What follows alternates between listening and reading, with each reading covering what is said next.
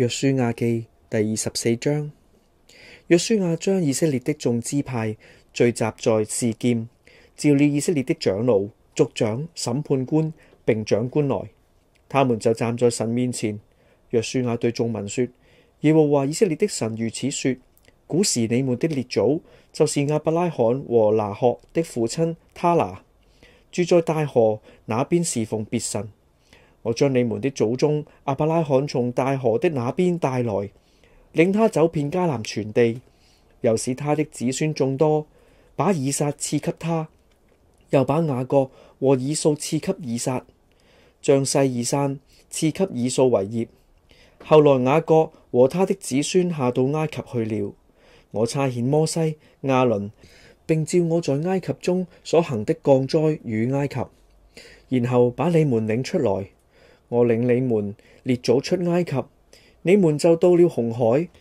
埃及人帶領車輛、馬兵追趕你們列祖到紅海。你們列祖哀求耶和華，他就使你們和埃及人中間黑暗了，又使海水淹沒埃及人。我在埃及所行的事，你們親眼見過。你們在曠野也住了許多年日。我領你們到埃及河東亞摩利人所住之地，他們與你們爭戰，我將他們交在你們手中，你們便得了他們的地為業。我也在你們面前將他們滅絕。那時摩押王西撥的兒子巴勒起來攻擊以色列人，打發人召了比爾的兒子巴蘭來咒詛你們。我不肯聽巴蘭的話，所以他倒為你們連連祝福，這樣我便救你們脫離巴勒的手。你們過了約旦河，到了耶利哥，耶利哥人、亞摩利人、比利洗人、迦南人、赫人、革迦撒人、希未人、耶布斯人都與你們爭戰，我把他們交在你們手裏。我打發黃蜂飛在你們前面，將亞摩利人的二王從你們面前攆出，並不是用你們的刀，也不是用你的弓。我賜給你們土地，非你們所修治的；我賜給你們城邑，非你們所建造的。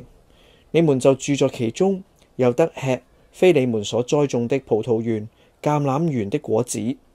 現在你們要敬畏耶和華，誠心實意地侍奉他，將你們列祖在大河那邊和在埃及所侍奉的神除掉，去侍奉耶和華。若是你們以侍奉耶和華為不好，今日就可以選擇所要侍奉的，是你們列祖在大河那邊所侍奉的神呢？是你們住在這地的亞摩利人的神呢？至於我和我家，我們必定侍奉耶和華。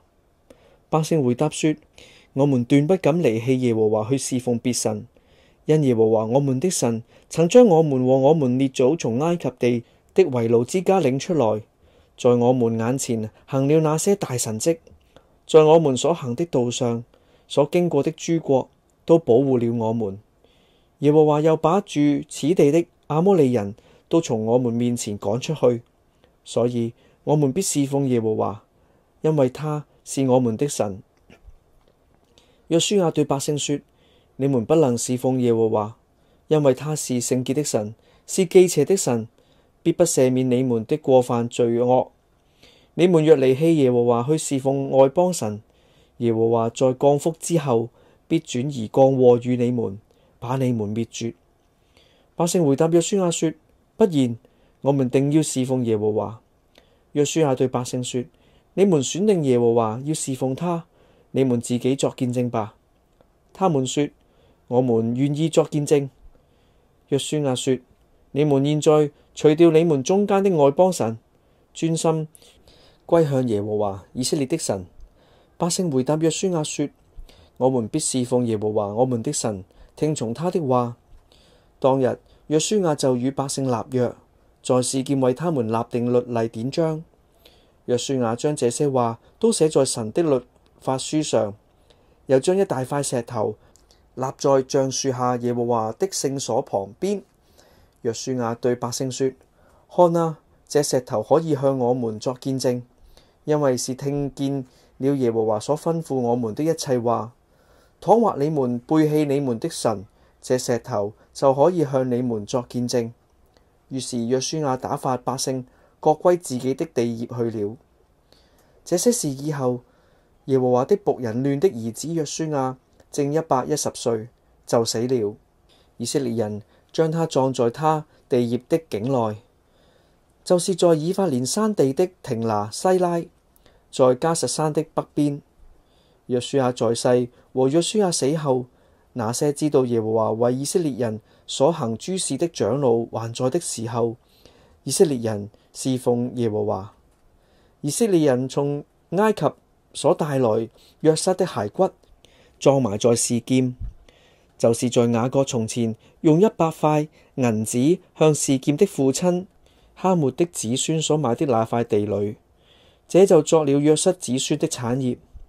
亞倫的兒子以利亞撒也死了，就把他葬在他兒子非尼哈所得以法蓮山地的小山上。